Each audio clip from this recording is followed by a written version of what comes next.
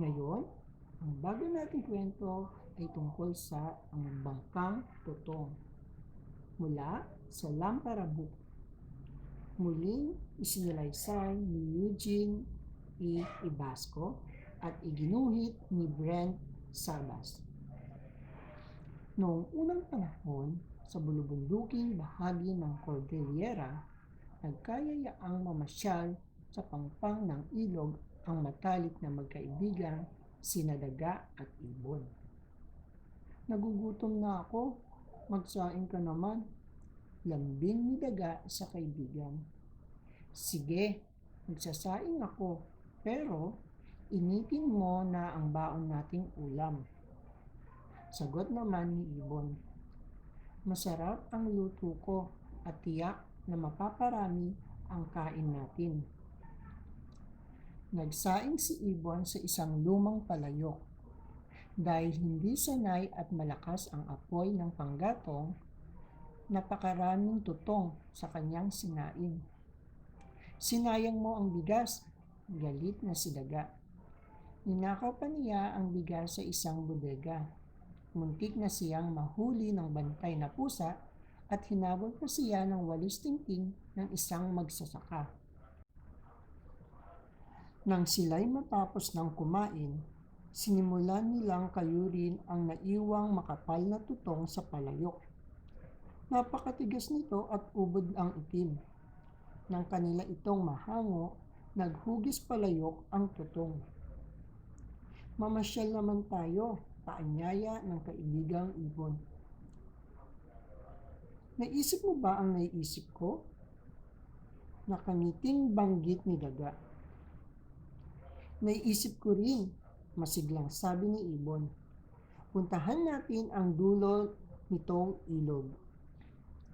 Masayang namangka ang magkaibigan gamit ang nahango nilang tutong. Nang marating nila ang isang bagong nayon, nagsimulang umatngat ng tutong si daga. Magmeryenda muna tayo. Nahihiyang sabi ni daga. Nagugutom ako sa ating paglalakbay. Huwag mong kainin ang ating sinasakyan. Pabala ni ibon sa kaibigan. Agad namang nakaisip ng dahilan ang daga. Huwag kang mag-alala. Sinusubukan ko lang kung tunay na matibay ang ating bangka. Nang marating naman nila ang bagong bayan, sinimulan nguyain ng daga ang gilid ng bangkang tutong. Huwag mong kainin ang ating sinasakyan. Kinakabahang sigaw ni ibon. Wala tayong dalang salbabida. Malulunod tayong tiyak. Makulit ka rin talaga. Galit na tugon ni daga. Inaalam ko lang kung pwede sa malayo ang paglalakbay itong ating bangkang tutong. Sa kanilang muling paglalakbay, paliit ng paliit ang kanilang bangkang tutong. Mas mabilis tayo kapag mas maliit ang ating bangkang tutong. Pagdadahilan pa ni daga na hindi mapagilan ngat-ngatin ng lumambot na tutong. Nang marating nila ang panibagong bundok, halos nakain na ng daga ang kanilang bangkang tutong. Unti-unti silang hinihila at hinahabol ng mga agos. At kahit malunod na, agad nilunok ni daga ang natitirang subo ng bangkang tutong. Pinahamak tayo, katakawan mo, galit na tiririt ni ibon. Nalunod si daga at hindi na matagpuan kung saan siya pinangay ng ilog. Nakaligtas naman ang si ibon. Nakalipad agad siya at nagpatuyo pakpak sa sanga ng kawayan. Kumalat ang balita sa pagkalunod ng daga. Nagalit ang mga daga sa balitang iyon at tinugis ang ibong sususwetan. Hindi man lang niya iniligtas ang kasama. Himutok ng isang dagang ina. Anong klase siyang kaibigan? Alahaw ng lolang daga. Mula noon, bibihira nang tumapak sa lupa ang ibon. Lagi itong namamahay sa pinaktok ng mga puno upang takasan ang galit ng mga daga.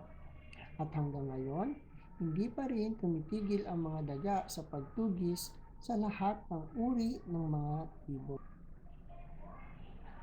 Ang Bangkang Tutong mula sa Lampara Book.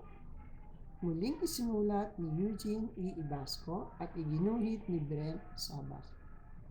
Hanggang sa muli, paalam! Sina Jupiter, Neptune, Minerva at Momus. Ang bundok ng Olympus ang tahanan ng mga Diyos. Isang araw, nagkasundo sina Jupiter, Neptune at Minerva na magkita-kita. Si Jupiter ang pinaka-Diyos ng lahat ng mga Diyos.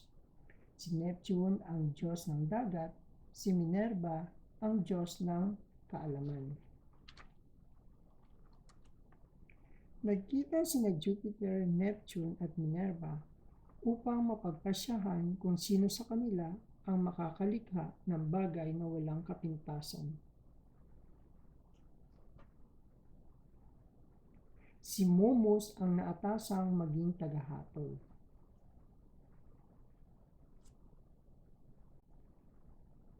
Isang tao ang nilikha ni Jupiter.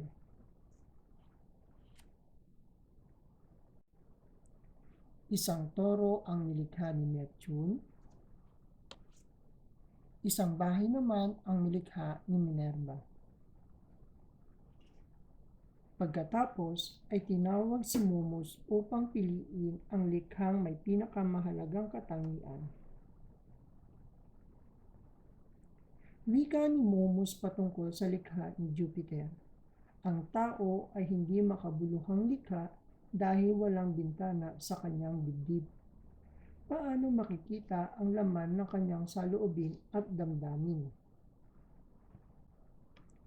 Wika ni Momus sa likha ni Neptune, ang toro ay wala ring kabuluhan dahil ang kanyang sungay ay nasa itaas ng kanyang mga mata. Paano siya makakakita kapag isusuwag niya ang kanyang mga sungay?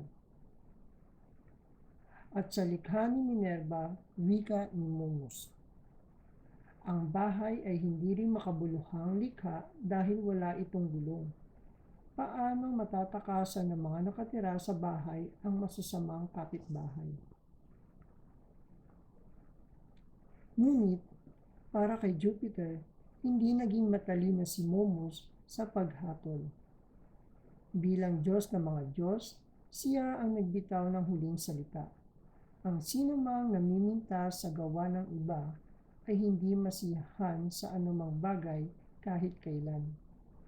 Hindi niya dapat pinipintasan ang gawa o likha ng kanyang kapwa hanggat hindi siya nakakalikha ng bagay na kapaki-pakinabang din. Nagpasya si Jupiter na hindi karapat-dapat mamuhay si Momus sa piling ng mga Diyos, kaya ipinagtabuyan niya ito mula sa bundok ng Olympus.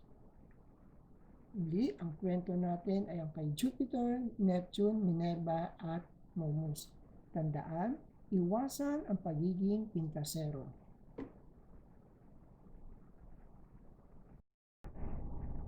Ang buriko at ang kabayo. Isang araw, isang taga-silbi ang inutusan ng kanyang amo na dalhin sa kabilang bayan ang isang kabayo at ilang kalakal. Inilula ng taga-silbi ang lahat ng kalakal sa isang kariton. Pagkatapos, ay isiningkaw niya ang kariton sa isang buriko. Pagkaraan ng ilang sandali, ay ginabayan na ng taga-silbi ang buriko at ang kabayo sa daan. Bako-bako ang daan at mabigat ang kalakal na nakalulan sa kariton. Labis na nahihirapan ang buriko sa paghila sa kariton. Hindi pa sila nakakalayo sa bayan na magsimulang hingalin ang buriko dahil sa pagod. Bumaling siya sa kabayo na maghilas na naglalakad sa kanyang tabi. "Kaibigang kabayo, Wika ng buriko. Masyadong mabigat ang nakalulan sa kariton. Maaari bang kargahin mo ang iba? Naku, hindi pwede. Singhal ng kabayo. Hindi ako buriko. Naawa ang buriko sa kanyang sarili. Ang nakalulan sa kariton ay tila lalong bumibigat sa bawat paghakbang niya.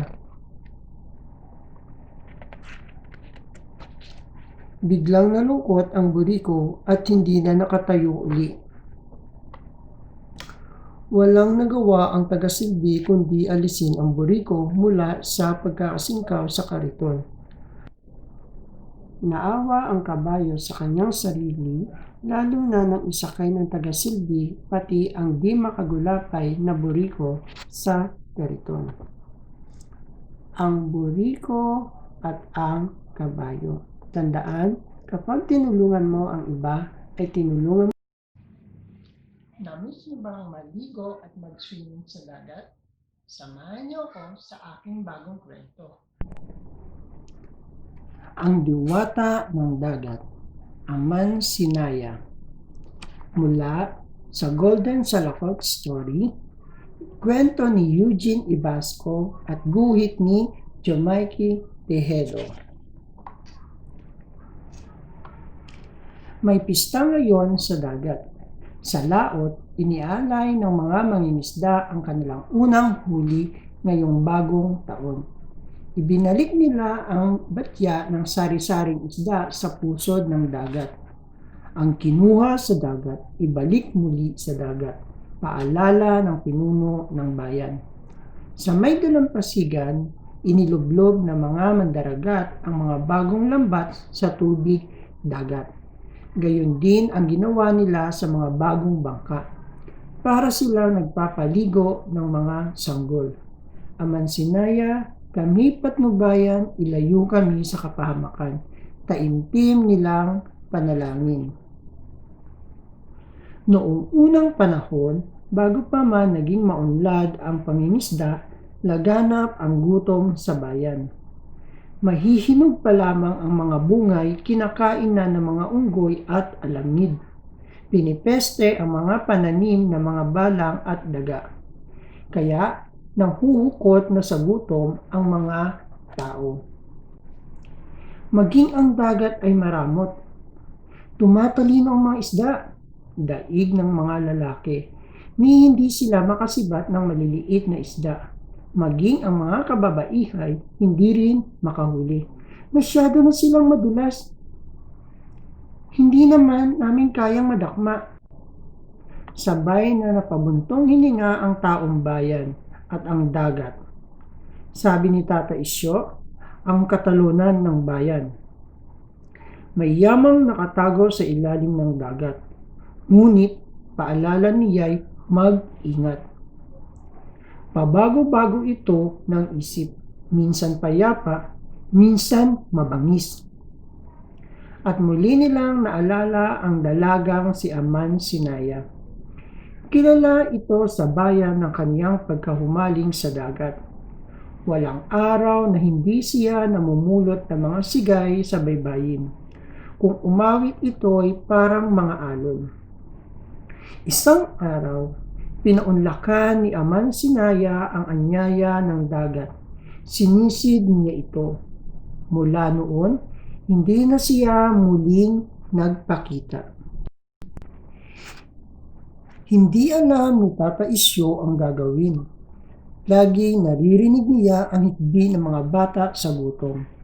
Lalo pa siyang nanghihina nang makitang lalong lumaki ang bukol sa lalamunan ng taong bayan. Buklaw ang tawag sa kanilang sakit. Matagal na silang hindi nakakain ng mga lamang dagat. Gusto sanang languyin ng taong bayan ang dagat, pero naalala nila si Aman Sinaya. May usap-usapang binihag ang dalaga ng halimaw sa dagat, nilamon ng balyena, inampon ng mga sirena, o nahulog sa kabilang daigdig. Baka binihag ng halimaw sa dagat. Baka inampon ng sirena. Baka nilamon ng balyena o nahulog sa kabilang daigdig.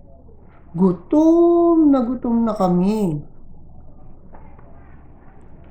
Isang gabi, may narinig na mayuwaga si Tata Isyo. Nagmula iyon sa laot. Pilit niyang iniisip ang nagmamay-ari ng tinig. Tuklasin ninyo ang pinakamatabang katawan ng puno sa pangatlong burol. Sabi ng tinig, hanapin din ang pinakamahaba at pinakamataas na baging na nakapulukot sa balete. Nabigla si Tata Isyo. Nang makilala niya ang tinig, Amansinaya, ikaw ba iyan? Amansinaya, hindi na tumugon ang tinig. Malalakas na hampas ng alon lamang ang naririnig. Ibinalita ng umahulukan sa lahat ang utos ni Tata Isyo. Hinanap ng taong bayan ang pinakamatabang katawan ng puno at ang baging na nakapulupot sa balyete. Ilang gabi rin nilang sinuyod ang mga kagubatan at sinuot ang kasukalan bago nila natuklasan ang hiling ni Amansinaya.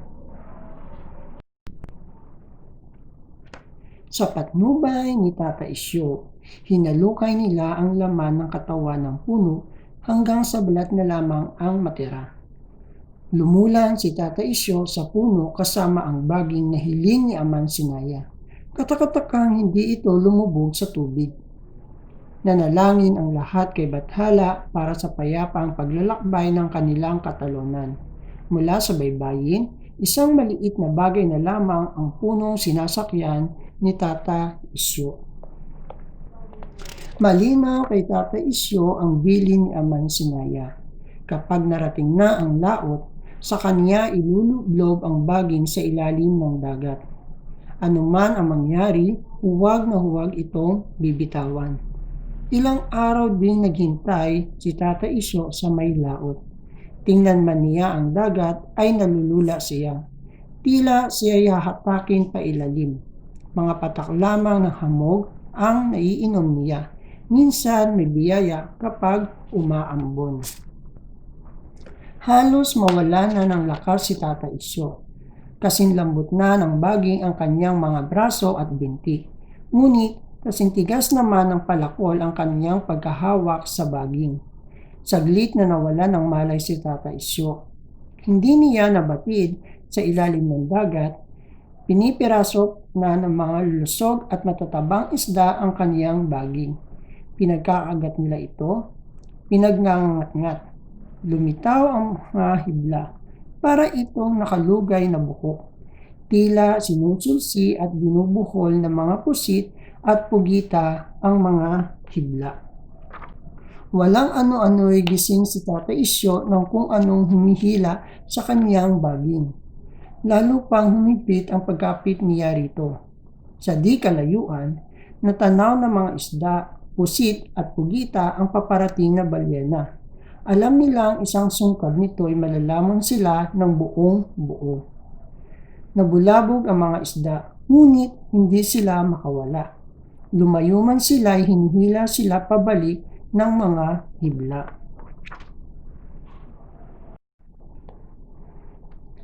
Sa pinagsama-samang lakas ng mga isda, narating ni Tata Isyo ang dalampasigan. Kay bilis ng kanilang paglalakbay. Pumalit naman galit na galit ang balyena sa laot. Hindi pa man naiahon ang tanga ng katalonan, halos magsayawan na ang taong bayan sa tuwa. Kita nilang pumupusag-pusag ang mga isda sa hinimay-himay na baging. Sama-samang hinila ng taong bayan ang baging patungong dalampasigan. Pinaghati-hatian ng mga mag-anak ang masaganang huli. Agad silang nagsindi ng mga apoy at inihaw ang mga huli. Sa dami ng isda, ang iba'y ibinilad na lamang sa araw at idinaing. Isinampay naman nila sa ligtas na lugar ang mahiwagang baging at ang katawan ng puno. Hindi pa rin ganap ang ligaya ng taong bayan. Alam nilang sa ibang pulo at bayan may mga buklaw ang mga tao. Gayunpaman, sabay-sabay silang nagpasalamat kay Aman Sinaya. Kumuha sila ng isang katawan ng puno, hinalukay ang laman at nilagyan nila ng kanilang mga munting kayamanan, palakol, tela, banga, mainika, alahas. Batid nilang magugustuhan ito ni Aman Sinaya. Ipinaanod nila ito sa alon. Ilang panahon din ang lumipas at nawala na ang buklaw ng taong bayan. Gayon pa rin ang nakagawian nilang paraan ng pangingisda. Alam nilang may kulang. Hindi sila makapaglakbay patungong ibang pulo. Hindi nila matunton ang ibang bayan para ibahagi ang kanilang mga huli at mga nalalaman sa pangingisda. Isang gabi, dinig ng lahat ang tinig ni Aman Sinaya. Sagwan ang inyong kailangan. Hanapin sa may gulod ang dalawang malapad na sanga.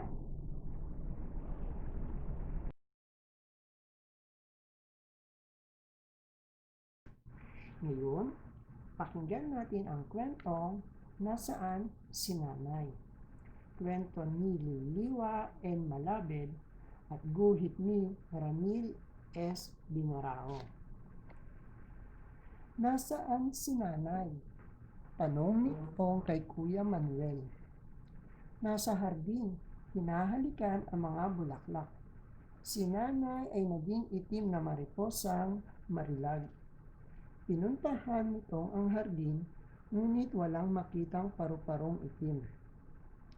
Lumapit siya sa pulang rosas at bumulong sa talulot nitong bagong bukas. Nasaan si Nanay? Tanong nitong sa bulaklak na inaantok pa. Hindi ko alam. Itanong mo sa kanya. Sabay turo ng tinik kung nasaan nakaupo si Ate Marikit. Ate, nasaan si Nanay? Pangungulit nitong sa kapatid na nakatingala sa langit. Si Nanay ay naging bulalakaw at namamasyal sa kalawakan. Hayun, mukhang binisita niya ang buwan. Tumalon si Tong. 1, 2, 3. Tumalon siya ng pagkataas-taas hanggang sa maabot niya ang dambuhalang buwan at lumutang-lutang siya sa mukha nito.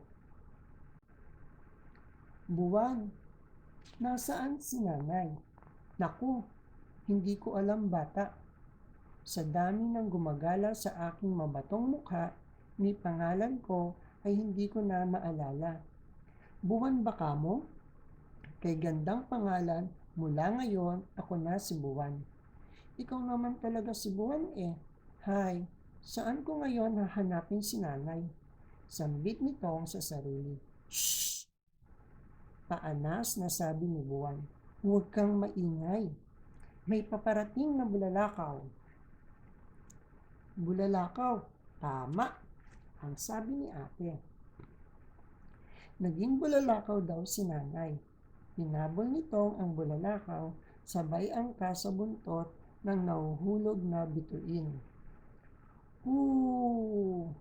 Maliksi ang bulalakaw sa pagbagtas sa kalawakan hanggang sa unti-unti nilang marating ang lupa.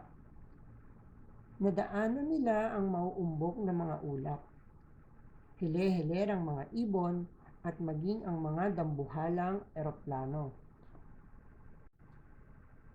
Bulalakaw, ikaw ba ang aking nanay? Nanginginig tanong nitong.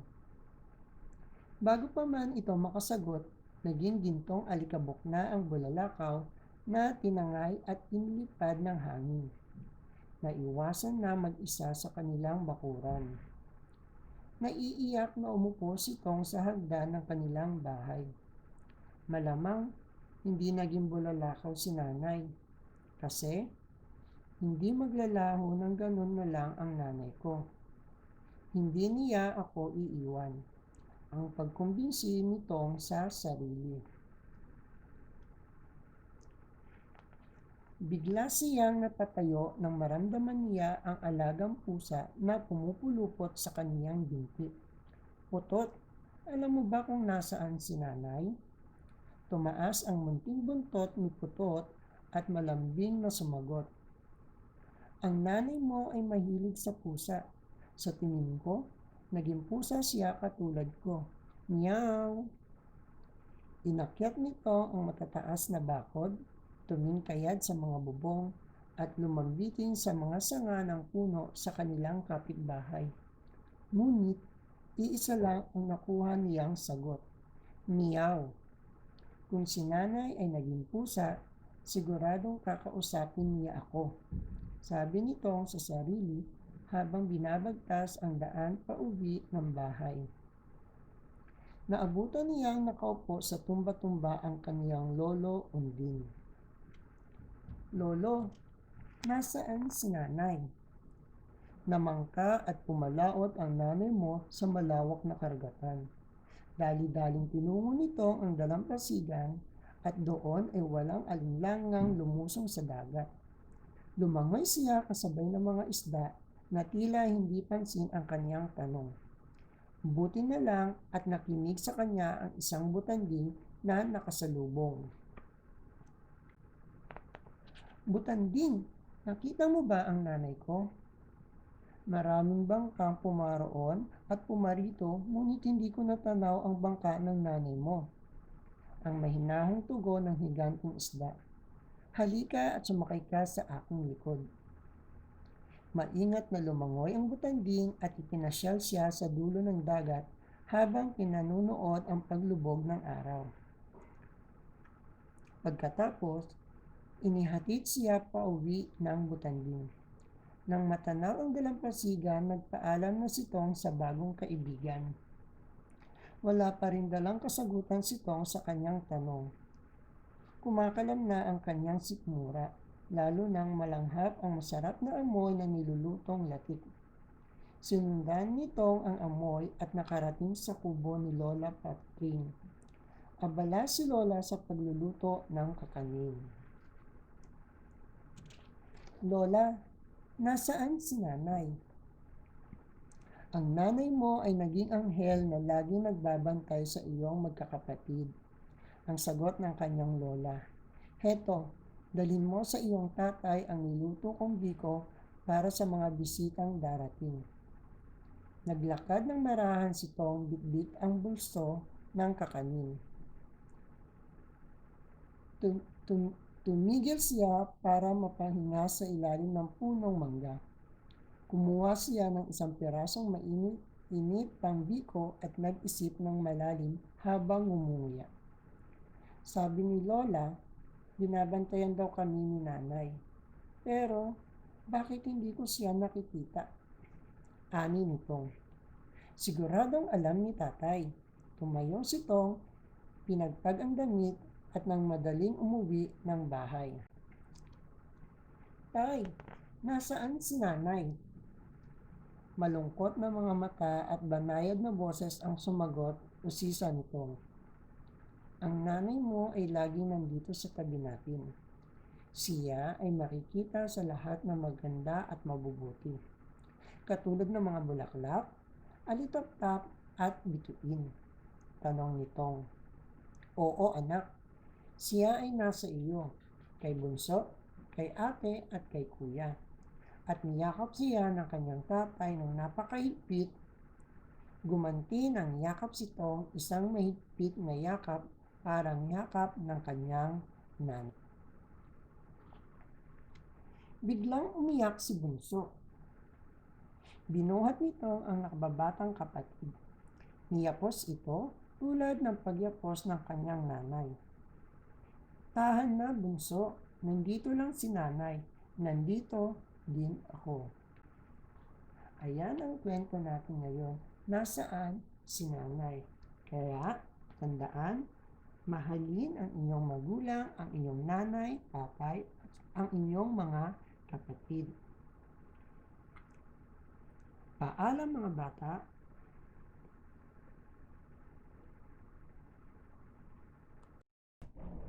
Ang kwento natin ngayon ay ang kambing at ang lobo. Isang araw, nahulog ang isang lobo sa isang balon. Pagkaraan ng isang oras sa ilalim, hindi pa rin siya makaisip ng paraan upang maiahon niya ang sarili. Maya-maya, isang nauuhaw na kambing ang lumapit sa balon. Nagulat ang kambing na makita niya ang lobo sa ilalim. "Ano ang ginagawa mo riyan, kaibigang lobo?" tanong niya. Natuwa ang lobo sa pagdating ng kambing. "Nagpapalamig lamang ako rito, aking kaibigang kambing," lambing ang sagot niya sa kambing. "At iniinom ko na rin ang malamig na tubig para mapawi ang aking pagkauhaw." Nagpatuloy ang lobo nang hindi sumagot ang kambing. "Dapat mo sigurong malamang napakatamis at sariwa ang tubig ng balong ito. Bakit hindi ka bumaba para matikman mo?" Naakit ang kambing sa sinabi ng lobo. Hindi na siya nagdalawang isip na lumundag sa ilalim ng balon. Nagpakabusog ang kambing sa malamig na tubig hanggang mapawi ang kanyang pagkauhaw. Noon niya napagtanto na kailangan nila ng lobo na umahon mula sa ilalim ng balon. "Paano tayo ahon, kaibigang lobo?" tanong ng kambing. "Napakataas ng bunganga ng balon." "Madali lamang, aking kaibigang kambing," sagot ng lobo. "Ganito ang gagawin natin. Tutungtong ako sa likod mo para maabot ko ang bunganga ng balon. Kakapit ako sa gilid para maiahon ko palabas ang sarili ko. Kapag nasa labas na ako, ay hihilain kita paitaas." Muli, hindi nagdalawang isip ang kambing nang sumang-ayon siya sa mungkahi ng lobo. Mabilis na pumwesto ang kambing upang matungtungan ng lobo ang kanyang likod. Sa isang iglap, nakalabas ng balon ang lobo. Pagkaahon ay agad tumakas ang lobo, ngunit nang marinig niyang tinatawag siya ng kambing, ay binalikan niya ito. "Bakit kambing?" tanong niya. "Paano ko, kaibigang lobo?" wika ng kambing. "Tulungan mo akong makaahon gaya ng ipinangako mo." Ninisihan ng lobo ang kambing. "Huwag kang hangal, kambing. Sa bigat mong iyan, paano kita mahihila pa itaas?